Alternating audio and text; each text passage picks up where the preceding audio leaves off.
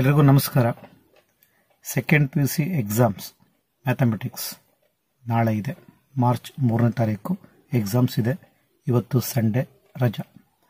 Already mathematics ಚೆನ್ನಾಗಿ ಓದ್ಕೊಂಡಿದ್ದೀರಾ ಅಥವಾ ಇನ್ನೂ ಓದ್ತಾ ಇದ್ದೀರಾ, ಟೆನ್ಷನ್ ಮಾಡ್ಕೋಬೇಡಿ.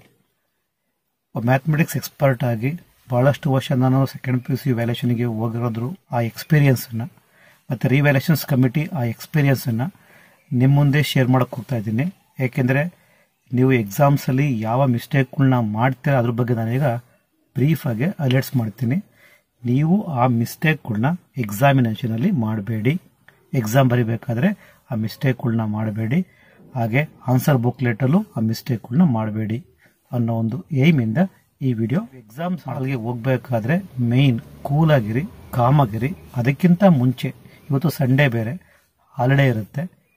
ಬಹಳಷ್ಟು ವಾಟ್ಸಪ್ ಮೆಸೇಜ್ಗಳು ಬರ್ತವೆ ನಿಮಗೆ. ಈ ಕ್ವಶನ್ನು ಪರ್ಟಿಕ್ಯುಲರ್ ಕ್ವಶನ್ ಇಂಪಾರ್ಟೆಂಟು, ಅಥವಾ ಫೋನ್ ಕಾಲ್ಸ್ ಬರ್ತವೆ ನಿಮ್ಮ ಫ್ರೆಂಡ್ಸ್ಗೂ, ಅಥವಾ ಯಾರೋ ನಿಮ್ಮ ವೆಲ್ ವಿಷರ್ಸ್ ಫೋನ್ ಮಾಡ್ತಾರೆ, ಇದು ಇಂಪಾರ್ಟೆಂಟ್ ಅಂತೆ, ಓದ್ಕೊಂಡಿದ್ದೆ ಅಂತೆಲ್ಲ ಕೇಳ್ತಾರೆ. ಟೆನ್ಷನ್ ಆಗಬೇಡಿ ಸಪೋಸ್ ನೀವು ಓದಿಲ್ಲ ಅಂದರೆ. ಯಾಕೆಂದರೆ ಕ್ವಶನ್ ಪೇಪರ್ ಪ್ಯಾಟ್ರನಲ್ಲಿ ಚಾಯ್ಸಸ್ ತುಂಬ ಜಾಸ್ತಿ ಇದ್ದಾವೆ, ಹೌದಾ? ಹಾಗಾಗಿ ಸಪೋಸ್ ಅದು ಇಂಪಾರ್ಟೆಂಟ್ ಕ್ವಶನ್ ಎಕ್ಸಾಮ್ಗೆ ಬಂದೇ ಬರುತ್ತೆ ಅಂತ ಅನಿಸಿದ್ರು ಅಂತ ಇದ್ರೂ ಅದ್ರ ಬಗ್ಗೆ ನೀವು ಗಮನ ಕೊಡಬೇಡಿ. ಯಾಕೆಂದರೆ ಯುದ್ಧ ಕಾಲದಲ್ಲಿ ಶಸ್ತ್ರಾಭ್ಯಾಸ ಮಾಡೋದಕ್ಕಾಗಲ್ಲ. ನೀವು ಮುಂಚೆ ಓದಿದ್ರೆ ಅದನ್ನು ನೀವು ರಿವೈಸ್ ಮಾಡ್ಕೊಳ್ಳಿ ಅಷ್ಟೇ ಹೊರತು ಇವತ್ತು ಹೊಸದಾಗಿ ಯಾವುದೇ ನ್ಯೂ ಟಾಪಿಕ್ಕನ್ನು ಓದಕ್ಕೆ ಹೋಗಬೇಡಿ, ಸ್ಟಡಿ ಮಾಡಬೇಡಿ. ಅದು ಎಂಥ ಇಂಪಾರ್ಟೆಂಟ್ ಕ್ವಶನ್ಸ್ ಆಗಲಿ, ನೀವು ಮುಂಚೆ ಓದಿದಿರಲ್ವಾ ಯಾವ ಟಾಪಿಕ್ಗಳನ್ನ ಓದಬೇಕು ಅಂತ ನಿಮ್ಗೆ ಆಲ್ರೆಡಿ 1 ಇಯರಿಂದ ಅಲ್ಲಿ ಎಕ್ಸ್ಪ್ಲೇನ್ ಆಗಿದೆ ಕಾಯಿಗಳಲ್ಲಿ. ಆ ಟಾಪಿಕ್ಗಳು ಇಂಪಾರ್ಟೆಂಟ್ ಇರ್ತವೆ, ಅವನ್ನ ಗಮನ ಇಟ್ಟು ಓದ್ಕೊಳ್ಳಿ, ರಿವೈಸ್ ಮಾಡಿ. ಹೊಸದಾಗಿ ಯಾವುದೇ ಹೊಸ ಟಾಪಿಕ್ಗಳನ್ನ ಓದಬೇಡಿ. ಯಾಕೆಂದ್ರೆ ಸಪೋಸ್ ಓದಿದ್ರೆ ಏನಾಗುತ್ತೆ ಸರ್ ಅಂದ್ರೆ, ಹಿಂದೆ ಓದಿರೋ ಟಾಪಿಕ್ಸ್ಗಳು ಈ ಹೊಸ ಟಾಪಿಕ್ಗಳು ಮತ್ತೆ ಮಿಕ್ಸ್ ಆಗಿ ಎಕ್ಸಾಮ್ಸ್ ಅಲ್ಲಿ ಮರ್ತೋಗೋ ಚಾನ್ಸ್ಗಳು ಜಾಸ್ತಿ ಇರ್ತವೆ. ನಾವು ಇದುವರೆಗೂ ಓದಿರೋದು ಎಕ್ಸಾಮ್ಸ್ಗೆ ಬರ್ತೇವೆ ಅನ್ನೋ ಒಂದು ಕಾನ್ಫಿಡೆನ್ಸ್ ಅಲ್ಲಿ ಓದ್ಕೊಳ್ಳಿ. ಹೊಸ ಟಾಪಿಕ್ಗಳನ್ನ ಇವತ್ತು ಕವರ್ ಮಾಡಬೇಡಿ.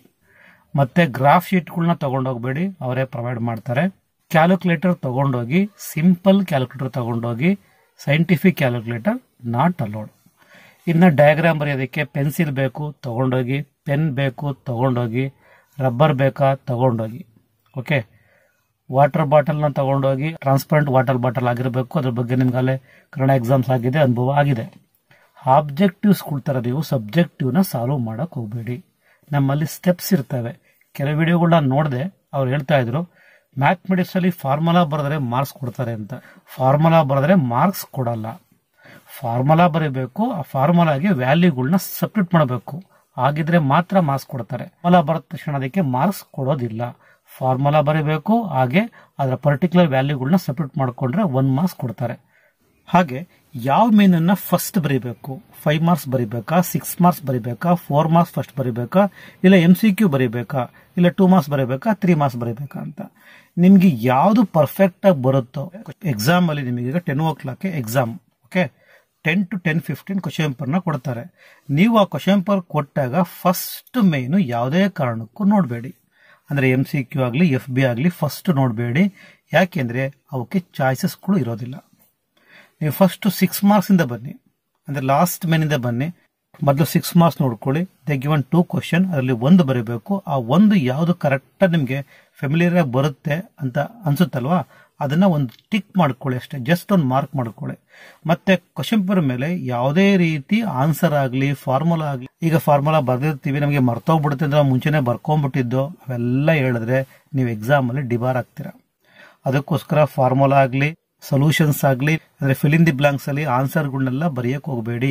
MCQಗಳಲ್ಲಿ ಆಪ್ಷನ್ಸ್ಗಳನ್ನ ಟಿಕ್ ಮಾಡಕ್ ಹೋಗಬೇಡಿ. It is very dangerous. Malpractice, debar ಆಗ್ತೀರಾ.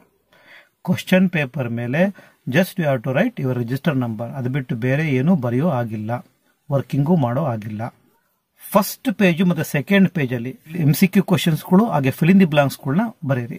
ನೀವು 6 ಮಾರ್ಕ್ಸ್ ಬೇಕಾದ್ರೂ ಬರ್ಕೊಳ್ಳಿ, 5 ಮಾರ್ಕ್ಸ್ ಬೇಕಾದ್ರೂ ಬರ್ಕೊಳ್ಳಿ, 3 ಮಾರ್ಕ್ಸ್ ಬೇಕಾದ್ರೂ ಬರ್ಕೊಳ್ಳಿ. ನಿಮ್ಗೆ ಯಾವ ಮೇನು ಪರ್ಫೆಕ್ಟ್ ಆಗಿ ಬರುತ್ತೋ ಆ ಮೇನ್ನ ಬರೀರಿ.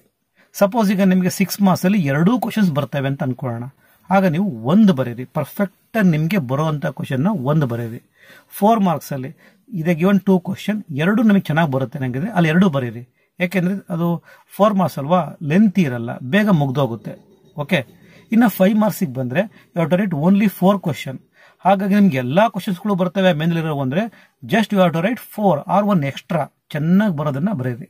ಒಂದು 5 ಕ್ವಶನ್ಸ್ ಬರೀರಿ. ಇನ್ನು 3 ಮಾರ್ಕ್ಸಿಗೆ ಬಂದ್ರೆ ನಂಬರ್ ಆಫ್ ಕ್ವಶನ್ಸ್ ನ ಎಷ್ಟು ಬರೀಬೇಕು ಅಂತ ಇರುತ್ತೋ ಅಷ್ಟಕ್ಕಿಂತ ಒಂದು ಕ್ವಶನ್ ಎಕ್ಸ್ಟ್ರಾ ಬರೀರಿ. ಎಲ್ಲಾ ಬರ್ತವೆ ಅಂತ ಆಗ್ಲೇ ಬರೆಯಕ್ಕೆ ಹೋಗ್ಬೇಡಿ, ನಿಮಗೆ ಲಾಸ್ಟಿಗೆ ಟೈಮ್ ಶಾರ್ಟೇಜ್ ಆಗುತ್ತೆ. ಇನ್ನು 2 ಮಾರ್ಕ್ಸ್ ಅಷ್ಟೇ, ಹೌದಾ? ಎಷ್ಟು ನಂಬರ್ ಆಫ್ ಕ್ವಶನ್ಸ್ ಎಷ್ಟು ಬರೆಯಕ್ಕೆ ಹೇಳಿರ್ತಾರೋ ನಿಮ್ಗೆಲ್ಲಾ ಬರುತ್ತೆ ಅನ್ನಂಗಿದ್ರೆ ಅದಕ್ಕಿಂತ ಒಂದು ಕೇಳಿರೋ ಕ್ವಶನ್ಸ್ ಗಿಂತ ಒಂದು ನಿಮ್ಗೆ ಪರ್ಫೆಕ್ಟ್ ಆಗಿ ಬರೋ ಆನ್ಸರ್ಗಳನ್ನ ಬರೀರಿ. ಓಕೆ. ಇನ್ನು MCQ ಮತ್ತೆ fill in the blanks choice ಇಲ್ಲ. ಈಗ MCQ ಕ್ವಶನ್ಸ್ಗಳಿಗೆ ಹೇಗೆ ಬರೀಬೇಕು, ನಾವು ಕ್ವಶನ್ ನಂಬರ್ ಹಾಕ್ಬೇಕು ಮತ್ತೆ ಆಪ್ಷನ್ ಏನು ಬರೀಬೇಕು, ಅದು ಕರೆಸ್ಪಾಂಡಿಂಗ್ ಆನ್ಸರ್ ಬರೀಬೇಕಂತ. ನೀವು ಕ್ವಶನ್ ನಂಬರ್ ಅಂತೂ ಬರಲೇಬೇಕು. ಓಕೆ, ಕ್ವಶನ್ ನಂಬರ್ ಬರೀತೀರಾ, ಆಪ್ಷನ್ ನಂಬರ್ ಹಾಕಿದ್ರು ಸಾಕು, ಅಥವಾ ಆಪ್ಷನ್ ಬರೋದು ಆ ಆನ್ಸರ್ ಬರೆದು ಬಿಡಿ, ಏನ್ ಪ್ರಾಬ್ಲಮ್ ಇಲ್ಲ. ಮತ್ತೆ ಮಿಸ್ಟೇಕ್ ಮಾಡಕ್ ಹೋಗ್ಬೇಡಿ. ಕ್ವಶನ್ ನಂಬರ್ 1 ಗೆ ಆಪ್ಷನ್ ಏನು ಬರೀತೀರಾ, ಆಪ್ಷನ್ ಬಿ ನು ಬರೀತೀರಾ, ಆಮೇಲೆ ಒಂದನ್ನ ಯಾವ್ದೋ ಕಾಟ್ ಮಾಡ್ದಂಗ್ ಮಾಡಿರ್ತೀರಾ, ಆ ತರ ಮಾಡಬೇಡಿ. ಪರ್ಫೆಕ್ಟ್ ಆಗಿ ನೀವು ಒಂದು ಮಾರ್ಜಿನ್ ಹಾಕೊಳ್ಳಿ, ಆನ್ಸರ್ ಶೀಟ್ ಅಲ್ಲಿ ಮಾರ್ಜಿನ್ ಹಾಕೊಳ್ಳಿ, ಅದನ್ನ ವರ್ಕ್ ಮಾಡಿಕೊಂಡು ನೀವು ಆಪ್ಷನ್ಸ್ಗಳನ್ನ ಬರಿತಾ ಹೋಗಿ. ಫಿಲ್ ಇನ್ ದಿ ಬ್ಲಾಂಕ್ಸ್ ಅಷ್ಟೇನೆ, ಫಿಲ್ ಇನ್ ದಿ ಬ್ಲಾಂಕ್ಸ್ ಅಷ್ಟೇ ಕ್ವಶನ್ ನಂಬರ್ನ ಹಾಕಿ ಕರೆಸ್ಪಾಂಡಿಂಗ್ ಆನ್ಸರ್ಗಳನ್ನ ಬರೀರಿ. ಯಾವುದೇ ರೀತಿ ಮಿಸ್ಟೇಕ್ಗಳನ್ನ ಮಾಡಕ್ ಹೋಗ್ಬೇಡಿ. ಈಗ 2 ಮಾರ್ಕ್ಸ್ 3 ಮಾರ್ಕ್ಸ್ 5 ಮಾರ್ಕ್ಸ್ ಮಿಸ್ಟೇಕ್ ಆಗೋಯ್ತು ಅಂತ ಅನ್ಕೊಳ್ಳೋಣ, ನೀವು ಬರ್ದಿರೋ ಆನ್ಸರ್ನ ಕಾಟ್ ಮಾಡಿ ನೆಕ್ಸ್ಟ್ ಕಂಟಿನ್ಯೂ ಮಾಡ್ಕೊಳ್ಳಿ. ಅದು ಆನ್ಸರ್ ಗೊತ್ತಿದ್ರೆ ಕರೆಕ್ಟಾಗಿ ನಿಮಗೆ ಬಂದ್ರೆ. ಯಾಕೆ ಅಂದ್ರೆ ವ್ಯಾಲ್ಯೂಯೇಷನ್ಸ್ ಮಾಡಬೇಕಾದ್ರೆ ಕಾಟ್ ಮಾಡಿದ್ರು ವ್ಯಾಲ್ಯೂಯೇಷನ್ ಮಾಡಬೇಕು. ಅದಕ್ಕೋಸ್ಕರ ಬೈ ಚಾನ್ಸ್ ನೀವು ಕಾಟ್ ಮಾಡಿರೋದೇ ಕರೆಕ್ಟ್ ಆಗಿದ್ದು ನೀವು ಆಮೇಲೆ ಬರೆದಿರೋ ಆನ್ಸರ್ ರಾಂಗ್ ಆಗಿದ್ರೆ ಆಗ ಕಾಟ್ ಮಾಡಿರೋದಕ್ಕೆ ಮಾರ್ಕ್ಸ್ ಕೊಡ್ತಾರೆ. ನಂಬರ್ ಆಫ್ ಕ್ವಶನ್ಸ್ ಎಷ್ಟು ಬರೀಬೇಕು ಅದೆಲ್ಲ ಬರೆದ ಮೇಲೆ ಕುಳಿಗೆ ನೀವು ಎಕ್ಸ್ಟ್ರಾ ಬರೆದಿರ್ತೀರ, ಅದಾದ್ಮೇಲೆ ಇನ್ನು ಟೈಮ್ ಇದೆ ನಮ್ಗೆಲ್ಲಾ ಬರುತ್ತೆ ಅನ್ನಂಗಿದ್ರೆ ಆಗ ಕ್ವಶನ್ ನಂಬರ್ ಹಾಕೊಂಡು ನಿಮ್ಗೆ ಯಾವ ಎಕ್ಸ್ಟ್ರಾ ಕ್ವಶನ್ಸ್ಗಳು ಬರುತ್ತಾವೋ ಎಲ್ಲವನ್ನು ಬರೀರಿ, ಯಾವುದನ್ನು ಬಿಡಬೇಡಿ. ಸಪೋಸ್ ಏನಾದ್ರೂ ನಿಮಗೆ ಕ್ವಶನ್ಸ್ಗೆ ಆನ್ಸರ್ ಗೊತ್ತಿಲ್ಲ ಅನ್ನೋ ಆಗಿದ್ರೆ ಆಗ ನೀವೇನ್ ಮಾಡ್ತೀರಾ ಅಂದ್ರೆ right the particular question number ಬರೀರಿ, ಬೇಕಾದ್ರೆ ಕ್ವಶನ್ ಬರೀರಿ. ಯಾಕೆಂದ್ರೆ ಏನಾದ್ರೂ ಕ್ವಶನ್ ರಾಂಗ್ ಆಗಿದ್ರೆ, ಮೇ ಬಿ ಕ್ವಶನ್ ರಾಂಗ್ ಆಗಿರೋದಿಲ್ಲ, ಏನಾದ್ರೂ ರಾಂಗ್ ಆದ್ರೆ ಆಗ ಗ್ರೇಸ್ ಮಾರ್ಕ್ಸ್ ಕೊಡೋ ಚಾನ್ಸ್ ಇರುತ್ತೆ ಫಾರ್ ಯುವರ್ ಅಟೆಂಪ್ಟ್ ಮಾಡಿದ್ರೆ ಕೆಲವು ಮಾರ್ಕ್ಸ್ ಕೊಡಬೇಕಾಗುತ್ತೆ. ಅದಕ್ಕೋಸ್ಕರ ಏನಾದ್ರೂ ರಾಂಗ್ ಇದ್ರೆ ಮಾತ್ರ ಮಾರ್ಕ್ಸ್ ಕೊಡ್ತಾರೆ, ಇಲ್ಲಾಂದ್ರೆ ಮಾರ್ಕ್ಸ್ ಕೊಡಲ್ಲ. ಆಮೇಲೆ 1 ಮಾರ್ಕ್ಸ್ ಕ್ವಶನ್ಸ್ಗಳನ್ನ ಮೀನ್ಸ್ MCQ ಮತ್ತೆ FB ಗಳನ್ನ ಫಸ್ಟ್ ಪೇಜ್ ಅಲ್ಲಿ ಬರೆದು ಮತ್ತೆ ಅವನೇ ರಿಪೀಟ್ ಆಗಿ ಸೆಕೆಂಡ್ ಪೇಜಲ್ಲೋ ಇಲ್ಲ ಲಾಸ್ಟ್ ಪೇಜಲ್ಲೋ ಮತ್ತೆ ಬರೀಬೇಡಿ. ಯಾಕೆಂದ್ರೆ ನೀವು ಫಸ್ಟ್ ಪೇಜಲ್ಲಿ ಯಾವ್ದು ಬರ್ದಿರ್ತೀರೋ ಅದನ್ನ ಕನ್ಸಿಡರ್ ಮಾಡ್ತಾರೆ. ರಿಪೀಟ್ ಮಾಡ್ಕೊಂಡ್ರೆ ಈಗ ಮಾರ್ಕ್ಸ್ ಕೊಡೋದಿಲ್ಲ.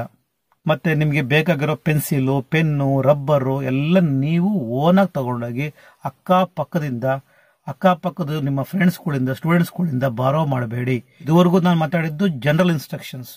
ಇನ್ನ ಪರ್ಟಿಕ್ಯುಲರ್ ಮ್ಯಾಥಮೆಟಿಕ್ಸ್ ಬಗ್ಗೆ, ಮ್ಯಾಥಮೆಟಿಕ್ಸ್ ಅಲ್ಲಿ ಎಲ್ಲಿ ನೀವು ಮಾರ್ಕ್ಸ್ ಅನ್ನ ಕಳ್ಕೊಂತೀರಾ ಅಂತ ವಿಡಿಯೋ ಬೇಕು ನಂಗಿದ್ರೆ ಕಾಮೆಂಟ್ಸ್ ಮಾಡಿ. ಅದ್ರ ಬಗ್ಗೆ ಎಲ್ಲಿ ಮಿಸ್ಟೇಕ್ಗಳನ್ನ ನೀವು ಮಾಡಬಹುದು ಅನ್ನೋ ವಿಡಿಯೋ ನಾನು ಅಪ್ಲೋಡ್ ಮಾಡ್ತೀನಿ.